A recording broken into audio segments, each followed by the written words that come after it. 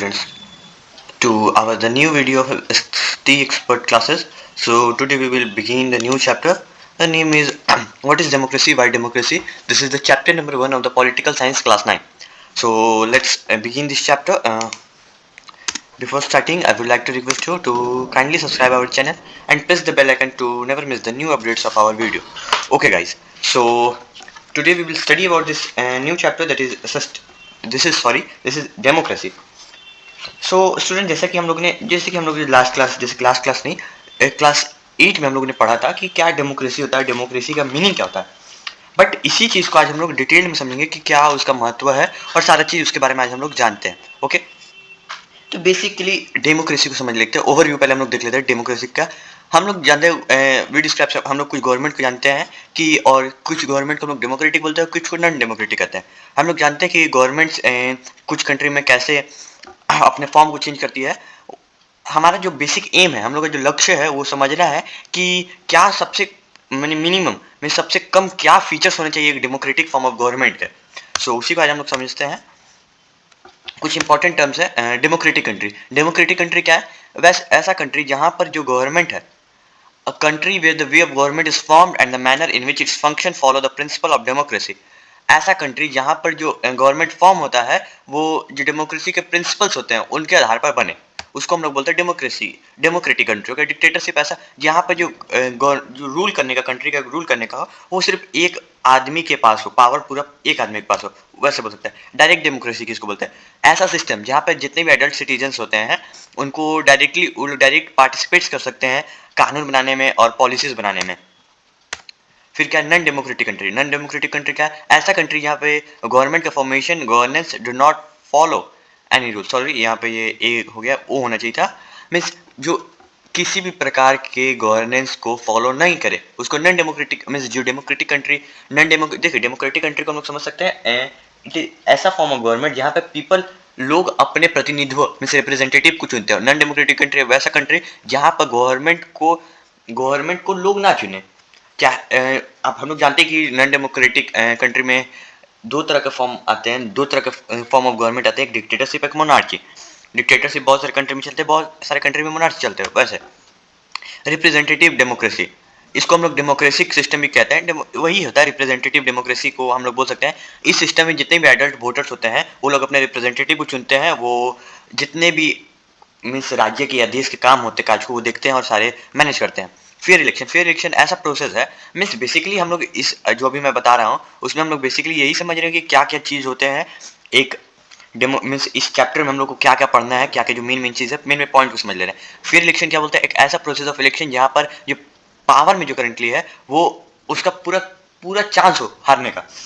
जैसे कि अभी किसी राज्य में, जैसे कि हम लोग एग्जाम्पल ले लेते हैं, कोई राज्य गुजरात है, गुजरात में भी भारतीय जनता पार्टी की सरकार है. उनका फेयर इलेक्शन वैसा होना चाहिए, उनका पूरा चांस हो अगले इलेक्शन में कि वो हार सकते हैं, वैसे उसको बोल सकते हैं फेयर इलेक्शन. ओके, अब हम लोग समझते हैं व्हाट इज डेमोक्रेसी. लोकतंत्र है क्या? डेमोक्रेसी को आप लोग जानते हैं लोकतंत्र हम लोग बोलते हैं हिंदी में. डेमोक्रेसी में क्या बहुत सारे डेफिनेशन है. जैसे डेमोक्रेसी ऐसा democracy is rule of the people for the people and by the people. जो अब्राहम लिंकन थे, जो अमेरिका के बहुत प्रसिद्ध प्रेसिडेंट थे, उन्होंने बोला था democracy is a form of government where democracy is the rule of the people for the people and by the people. Democracy ऐसा रूल पीपल का रूल है जो लोगों के लिए है और लोगों के द्वारा भी है. डेमोक्रेसी ऐसा गवर्नमेंट है जहाँ पर रूलर इलेक्ट होते हैं लोगों के द्वारा. डेमोक्रेसी वैसा है जहाँ सिटीजन्स को हक होता है, राइट होता है, ताकि वो अपने अपने प्रतिनिधित्व को चुन सकें, आप अपने रिप्रेजेंटेटिव को चुन सकें जो उनके वेलफेयर का ध्यान रखें. They enjoy certain civil liabilities guaranteed by constitution and protected by the government. उनके पास लोगों के पास एक कुछ लाइबिलिटीज होते हैं जो उनको करना पड़ता है, जो कॉन्स्टिट्यूशन के द्वारा लोगों को दिया जाता है. डेमोक्रेटिक कंट्री में होता है. फीचर्स ऑफ डेमोक्रेसी के फीचर्स क्या है उसको समझ लेते हैं. Major decision by elected leaders. इसमें जैसे कि अब क्या है ना, इस चैप्टर में हम लोग वन बाई वन हम लोग क्या करेंगे ना कि केस स्टडीज पढ़ेंगे कि क्या मीन्स बेसिकली हम लोग का जो डेमोक्रेसी उसमें चार चीज़ है ना, चार जो मेन फीचर्स है उसके बारे में हम लोग को पढ़ना है. तो चार फीचर्स को जानने के लिए हम लोग को चार पांच हम लोग को केस भी देखना होगा कि कंट्रीज का कि क्यों वहाँ वो नहीं बोल सकते हैं. डेमोक्रेसी का मतलब आप लोग अगर आप समझते हो कि सिर्फ लोग जो आदमी को चुनते हो सिर्फ जहाँ इलेक्शन होता है और जहाँ लोग अपना वोट देते हैं उसको अगर आप डेमोक्रेटिक कंट्री बोलते हो तो वो गलत है. क्योंकि जहाँ से इलेक्शन होता है उसको डेमोक्रेटिक कंट्री नहीं बोला जा सकता है, क्योंकि अभी हम लोग उसको आगे बारे में देखते हैं कि क्या एस्पेक्ट होने चाहिए जो इलेक्शंस के उसके बारे में जो डिसीजंस है वो इलेक्टेड लीडर्स के द्वारा लिए जाने चाहिए। एक जो हम लोग का केस है अक्टूबर 1999 को 1990 को परवेज मुशर्रफ जो मिलिट्री कॉप के वहाँ के पाकिस्तान के लीडर थे, और क्या हुआ था ना, वो डेमोक्रेटिकली इलेक्टेड गवर्नमेंट को गिरा दिए, ओवरथ्रो द गवर्नमेंट, उन्होंने गिरा दिया सरकार को और अपने आप को चीफ एग्जीक्यूटिव को वहाँ डिक्लेयर कर दिया। फिर कुछ दिनों के बाद, महीनों के बाद उन्होंने अपने आप को प्रेसिडेंट घोषित कर दिया। 2002 में क्या हुआ ना कि उन्होंने अपने पोस्ट को 5 साल के लिए बढ़ा दिया, extend his post for 5 years हो गए।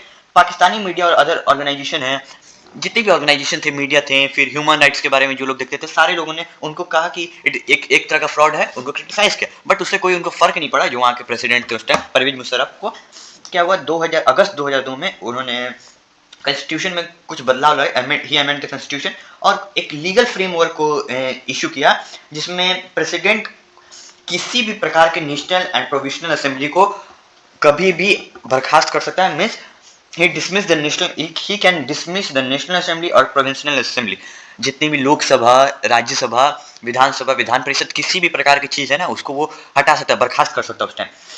And work of the cabinet will be supervised by military officers, national security council and that is directly controlled by president.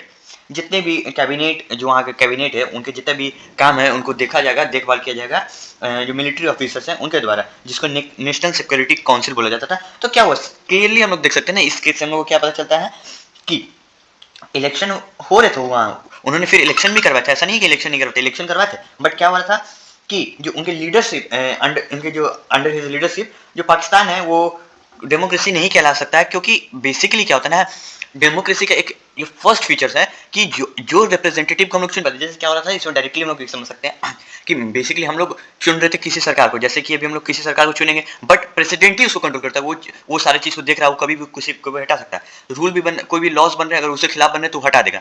तो बेसिकली उसको हम लोग एक डेमोक्रेसी, उनके जब लीडरशिप था, जब परवेज मुशर्रफ का था, तब हम लोग उसको नहीं बोल सकते हैं कि वो एक काइंड ऑफ डेमोक्रेसी था। सो इसमें क्या होगा, this gives us the first feature in a democracy that the final decision making power must rest with those elected by the people. मैंने आपको बता दिया कि डेमोक्रेसी में यही होना चाहिए, जो फाइनल डिसीजंस है ना, मेकिंग पावर, वो जो वहाँ का जो मेन लीडर है जिसको चुना गया है उसके पास ही रहना चाहिए, किसी और के पास नहीं रहना चाहिए। ओके, सो फर्स्ट फीचर हम लोग का, इसको आप लोग नोट डाउन कर लीजिएगा। मैं इसका जो नोट्स हूँ उसको भी अपडेट कर दूंगा अपने टेलीग्राम चैनल पे, देख लेना आप लोग वहाँ भी। फ्री एंड फेयर इलेक्शन, जो इलेक्शन होने चाहिए वो फ्री होने चाहिए एंड फेयर इलेक्शन होना चाहिए। हाँ, तो फ्री एंड फेयर इलेक्शन, इसका मतलब क्या है? फ्री एंड फेयर इलेक्शन मतलब हम लोग बेसिकली समझ सकते हैं, इसमें 2 केस स्टडीज है। आप लोग को देखिए जो चैप्टर है वो पूरे एनसीईआरटी बेस्ड है। ये अगर आप लोग स्लाइड्स भी पढ़ लोगे ना तो एनसीईआरटी बुक रीड करने की जरूरत नहीं पड़ेगी, पूरा कॉपी पेस्ट है हम लोग का एनसीईआरटी बुक का, बट एक्सप्लेनेशन थोड़ा सा ज़्यादा चीज़ बताऊंगा, उसको ध्यान से सुनना। आप लोग देखो क्या करेंगे, मैं स्लाइड पढ़ रहा नहीं हूँ ना, मैं समझा दे रहा हूँ, तो आप लोग रुक कर उसको समझ लेना, पढ़ लेना, ताकि आपको पता चल जाएगा। देखो इसमें 2 केस थे, एक चाइना का केस है, मैक्सिको का। हमारा जो प्रेजेंटेशन इस वीडियो में, उसमें मैंने चाइना के बारे में तो इसमें नहीं डाला है, बट चाइना का पहले बता देता हूँ। चाइना की जो पार्लियामेंट में, उसमें 3000 मेंबर थे। इलेक्शन 5 साल पे पार्लियामेंट के लिए होते थे। जो प्रेसिडेंट थे उनके पास एक स्पेशल राइट था, जिनके पास राइट था वो अलाउ कर आइदर वो चाहे तो अलाउ कर सकते थे और डिनाई कर सकते थे किसी भी पॉलिटिकल पार्टी को इलेक्शन लड़ने से। आज जैसे कि प्रेसिडेंट जो वहाँ का थे वो भी एक पॉलिटिकल पार्टी के हिस्सा थे, तो वो किसी भी ऐसे पार्टी को मीन्स अलाउ नहीं करेंगे जो जिससे उनको हारने का डर था। तो इसी के चलते जो उनको क्रिटिसाइज करता है दूसरे गवर्नमेंट, जो उनके रूल्स को पसंद ना करता हो, उसको कभी भी प्रेसिडेंट अलाउ नहीं करेगा। जो अभी के प्रेसिडेंट है चाइना के, शी जिनपिंग जी, उन्हीं का बात हो रहा है। तो क्या होता है, अल्टीमेटली क्या होता है, जो रूलिंग गवर्नमेंट है वो हमेशा इलेक्शन जीत जा रही थी, क्योंकि लोगों के पास वहाँ पे अपने चॉइस नहीं थे, क्योंकि उनके पास तो एक ही थी कि जो कम्युनिस्ट पार्टी चाइना के, उन्हीं को वोट दे सकते हैं। तो इसीलिए इसे भी फ्री एंड इसको भी फेयर इलेक्शन नहीं बोला जा सकता है। दूसरा केस है मैक्सिको का। वहाँ क्या होता था कि इलेक्शन 6 साल के बाद हमेशा होते थे, वहाँ पे कभी भी डिक्टेटरशिप और मिलिट्री रूल नहीं आया। बट 2000 तक क्या हुआ ना कि एक पार्टी थी जिसको पीआरआई बोला जाता था, जिसका मतलब था इंस्टीट्यूशनल रिवोल्यूशनरी पार्टी। ये कौन सी पार्टी थी? नो अदर पार्टी, कभी भी कोई भी और पार्टी इलेक्शन जीत ही नहीं पाई। अदर पार्टी जितनी भी और सब पार्टी थे वो कभी जीत नहीं पाई, बिकॉज जो पीआरआई थी, जो पार्टी है इंस्टीट्यूशनल रिवोल्यूशनरी पार्टी, जो उन लोगों ने बहुत सारे डर्टी ट्रिक्स यूज़ करने लगे, जो जितने भी इलेक्शंस होते थे। जैसे कि क्या-क्या यूज़ करते थे, जो गवर्नमेंट स्कूल में जो बच्चे थे उनके पेरेंट्स को फोर्स किया जाता था कि आप लोग पीआरआई के लिए भी ही वोट करो। मीडिया को बहुत ज़्यादा इग्नोर किया जाता था। मीडिया इग्नोर करती थी जितने भी पॉलिटिकल एक्टिविटीज़ होते थे, जो गलत काम होते थे, उनको इग्नोर करती जाती थी और उनके बहुत प्रचार करती थी। जो गवर्नमेंट एम्प्लॉय थे, उनको फोर्स किया जाता था कि उन लोग को वोट देना है गवर्नमेंट जो वहाँ की पार्टी है, और उनको सारे मीटिंग में आना ज़रूरी था। जितने भी पीआरआई की मीटिंग होती थी, उनको आना नेसेसरी था। वो बहुत सारे पैसा कैंपेन में खर्च करते थे, देश का पैसा खर्च करते थे। वो लोग ने क्या करते थे ना, टाइम जैसे कि आज 28 मार्च है बेसिकली, अगर मान लो आज है नहीं, आज तो 1 अप्रैल है, 1 अप्रैल है। तो क्या होता था, अगर 2 अप्रैल को इलेक्शन है ना, तो 2 अप्रैल को मॉर्निंग में स्टार्ट 10 बजे थे, 9 बजे वो लोग है ना शिफ्ट कर देते थे बूथ, जैसे कि जहाँ पे वो लोग लगते थे कि यहाँ हार जाएंगे। जिसकी भारतीय बीजेपी बेसिकली अभी बीजेपी हम लोग का रूलिंग गवर्नमेंट, तो उसी का एग्जांपल ले लेते हैं। बीजेपी का मीन्स बेसिकली जहाँ पे वीक है, जैसे कि राजस्थान में थोड़ा मान सकते हैं, छत्तीसगढ़ में, झारखंड में, झारखंड में उतना नहीं, बिहार में है, दिल्ली में है। तो क्या करते थे लास्ट टाइम पे ना, वो लोग क्या करते थे, एक बूथ चेंज कर देते थे। जैसे कि इलेक्शन होने हैं, जैसे कि एक सेंटर है कि हाँ यहाँ चांदनी चौक के पास एक जगह है, वहाँ पे इलेक्शन होगा, तो लोग उसी टाइम पे ना आधा घंटा 1 घंटा पहले चेंज कर देते थे। उससे क्या होता था कि लोगों को प्रॉब्लम होने लगते थे और फिर लोग जा नहीं पाते थे वोट देने के लिए। वो लोग सोचते थे छोड़ो, क्या ही कर सकते हैं, क्या करते थे। So in the case of China and Mexico हम लोग समझ सकते हैं कि वो लोग मीन्स इलेक्शन वो लोग भी करवाते थे, बट उसको एक फेयर इलेक्शन के तौर पर हम लोग नहीं देख सकते थे। अल्टीमेटली इसको डेमोक्रेसी नहीं बोल सकते हैं, और यही हमारा दूसरा पॉइंट है। Democracy must be based on a free and fair election where those currently in power have a fair chance to losing.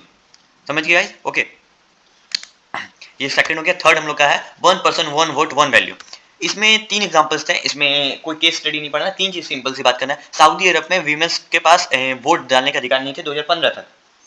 Fiji में क्या था ना, इस्टोनिया का पहले समझ लेते हैं। इस्टोनिया में जो सिटीजनशिप रूल थे ऐसे बनाए गए थे, जो रशियन माइनॉरिटी वहाँ रहते थे, कुछ कुछ रशिया के लोग भी रहते थे, माइनॉरिटी लोग, उनको वोट डालने में बहुत डिफिकल्टी महसूस होती थी। फिजी में क्या होता था, जो इलेक्ट्रोल सिस्टम थे, जो इलेक्शन के सिस्टम थे बेसिकली, ऐसा बनाया गया था ना, जो फिजी वहाँ के जो मेन सिटीजन थे उनकी कुछ ज़्यादा वैल्यू थी उनके वोट्स की देन इंडियन जो भारत के कुछ लोग फिजी देश में रहते थे, उनसे ज़्यादा फिजी के लोगों के वोट ज़्यादा थे। जो वहाँ के मेन सिटीजन थे, उनका वोट का वैल्यू ज़्यादा था जो इंडियन सिटीजन थे वहाँ, उसके मुकाबले। तो इसमें फर्स्ट एग्जांपल हम लोग ने समझा कि 1 पर्सन 1 वोट 1 वैल्यू। तो इसमें सभी पर्सन को तो राइट्स नहीं मिल रहा है फर्स्ट में। सेकंड में क्या हुआ, 1 वोट, इसमें एक वोट सबको तो नहीं मिल रहा है। सेकंड एग्जांपल में, थर्ड में एक वैल्यू नहीं मिला। ये थर्ड चीज हो गया, democracy is based on a fundamental principle of political equality. जो लोकतंत्र है वो एक फंडामेंटल प्रिंसिपल पे, एक सिद्धांत पर टिका हुआ है, जिसमें राजनीतिक इक्वालिटी मीन्स समानता दिया जाना चाहिए। That give us the third feature, वो हम लोग को तीसरा फीचर लोकतंत्र का देता है, जिसमें डेमोक्रेसी में सभी एडल्ट सिटीजन जितने भी हैं, कॉन्स्टिट्यूशन के हिसाब से जितने भी, किसी में 18 ईयर्स, किसी में 21 ईयर्स, जैसे भी दिए जाए, उनको एक वोट, सभी को एक वोट का अधिकार होना चाहिए। सभी लोग का एक वोट का एक ही वैल्यू होना चाहिए। सभी वोट का एक वैल्यू होना चाहिए, अलग अलग वैल्यू नहीं होना चाहिए। ओके, हम लोग अब लास्ट हम लोग देख लेते हैं last features, rule of law and respect for right. इसमें जिम्बाब्वे का केस है, बहुत ईजी सा केस है। देखो केस हम लोग पढ़ रहे हैं, बहुत मजा आ रहा है आप लोगों को। इसमें कहानी के एक हम फॉर्मेट में बता रहे हैं ना, तो मैं बता रहा हूँ, उससे आपको बहुत मजा आएगा सुनने में। ओके, अब जिम्बाब्वे का केस देख लेते हैं। जिम्बाब्वे में क्या था भाई, जिम्बाब्वे में बेसिकली क्या था ना, कि एक 1980 में उन लोग को आज़ादी मिली थी, जो माइनॉरिटी वाइट्स थे, जो गोरे लोग थे, उनसे, जैसे कि हम लोग को गोरों से मिली थी 1947 में। ठीक है, उनको क्या होता था ना उस टाइम, जैसे कि हम लोग को इंडिपेंडेंस किसने दिलाई, किस मेन जो स्ट्रगल इंडियन स्ट्रगल में पार्टी का नाम लिया जाता है, इंडियन नेशनल कांग्रेस का था। ओके, तो वहां भी एक थी कौन, जानू पीएफ, एक वहां वहां रूल किया जाता था जानू पीएफ के द्वारा। वहां नाम था ZANU एंड स्लैश PF, जो फ्रीडम स्ट्रगल को लीड की थी। लीडर एज रॉबर्ट मुगाबे, वहाँ के जो लीडर थे उनका नाम था रॉबर्ट मुगाबे। वो एक हु वन एवरी इलेक्शन, वो जितने भी इलेक्शन हुए ना सारे जीत गए। जब 1980 से लेकर अभी तक जितने भी इलेक्शन हो रहे हैं ना, सारे जीतते आ रहे हैं। क्या हुआ, मुगाबे बहुत प्रसिद्ध नेता थे। जैसे कि आप लोग बोल सकते हैं ना कि कोई भी लीडर होता है, जिसके अभी के डेट में नरेंद्र मोदी फेमस है, वैसे ही मुगाबे बहुत जिम्बाब्वे में फेमस थे। और बट क्या हुआ था ना कि वो भी कुछ अनफेयर प्रैक्टिस यूज करते थे, जैसे कि वो कॉन्स्टिट्यूशन को चेंज कर देते थे ताकि प्रेसिडेंट थे तो उनके पावर को बढ़ाने के लिए क्या होता था, जितनी भी ऑपोजिशन की मीटिंग्स होती थी, उनको क्या होता था ना कि वहाँ पे कुछ ना कुछ कर दिया जाता था। उनको मिस डिसमिस करने के लिए कुछ बहुत चीज़ किया जाता है। वहाँ के जो ऑपोजिशन पार्टी के लोग हैं उनको बहुत हरास किया जाता था। जो पब्लिक प्रोटेस्ट हैं उसको इलीगल डिक्लेयर कर दिया गया था। और media was controlled by government. जो मीडिया थे वो ऑब्वियसली बात है वैसे ऐसे देश में कंट्रोल होते गवर्नमेंट के द्वारा में। इंडिया में भी बहुत एलिगेशंस लगते हैं ना वो मीडिया पे कि ये भी गवर्नमेंट के द्वारा कंट्रोल किया जाता है, बट वहाँ एक्चुअली में गवर्नमेंट के द्वारा कंट्रोल किया जाता था। और वहाँ के जो प्रेसिडेंट थे उन्होंने एक लॉ भी बना दिया था जो लोगों को ऐसा राइट मीन्स लिमिट कर देता था। उन लोगों को एक सीमित राइट्स ही दिया जाता था। प्रेसिडेंट के खिलाफ कोई भी ऐसा नहीं कि कुछ भी धरना कर दे, कुछ भी कर दे, ऐसा नहीं। वहाँ पे बहुत कम राइट्स है, कुछ भी आप कर नहीं सकते वहाँ प्रेसिडेंट के खिलाफ, वैसा था। सो उसको हम लोग बोल सकते हैं ना, उसका ऑटोक्रेटिक बोल सकते हैं, ऑटोक्रेटिक कंट्री जहाँ पर लोगों के पास इक्वल राइट्स नहीं है। So democracy everyone should be equal in the eyes of law. लोकतंत्र की आंखों में सभी लोग समान होने चाहिए और सभी को एक समान अधिकार मिलने चाहिए और सबका जो अधिकार है वो सुरक्षित होना चाहिए। ओके, और उसको कौन देखेगा? इंडिपेंडेंट जुडिशरी देखेगा। ओके, सो यहाँ पे फोर्थ पॉइंट है, this aspects give us the fourth and final features of democracy. ये चौथा और लास्ट हम लोग का फीचर दे देता है डेमोक्रेसी का। जो डेमोक्रेटिक गवर्नमेंट है वो एक कुछ लिमिट्स के द्वारा, कॉन्स्टिट्यूशनल लॉज के द्वारा सीमित रहे। फिर हम लोग का है summary definition. Okay, summary definition पढ़ते हैं। Through a series of examples, हम लोग बहुत सारे एग्जांपल्स के द्वारा हम लोग समझ लिए हैं अभी तक कि 4 फीचर्स है डेमोक्रेसी के गवर्नमेंट फॉर्म करने के लिए। Democracy is a form of government in which rulers elected by the peoples take all the major decision. Pakistan के केस में होता है election offer a choice and fair opportunity to the people to the change the current ruler। ये हम लोग का second rule हो गया। सेकंड मीन्स बेसिकली ये चाइना एंड मैक्सिको का केस बोला था। The this choice and opportunity is available to all the people on an equal basis. ये थर्ड केस जो था हम लोग का, जिसमें Saudi Arabia, Fiji and Estonia के बेस पर था। जो लास्ट वाला था वो जिम्बाब्वे पे। The exercise of the choice leads to a government limited by basic rules of the constitution and citizens right. Okay, why democracy? So दो basically जो ये पूरे वीडियो में दो ही चीज़ है, what is democracy, Y democracy. तो जो वाई डेमोक्रेसी है, वाई डेमोक्रेसी इस वीडियो में समझ गया। वाई डेमोक्रेसी के लिंक वीडियो में पार्ट 2 में, क्योंकि ज़्यादा लंबा वीडियो हो जाएगा इसलिए ये सेकंड वीडियो में पार्ट में बना दूंगा। ओके, थैंक यू गाइस, तब तक के लिए टाटा बाय जय मातरम। फिर मिलेंगे एक और वीडियो में।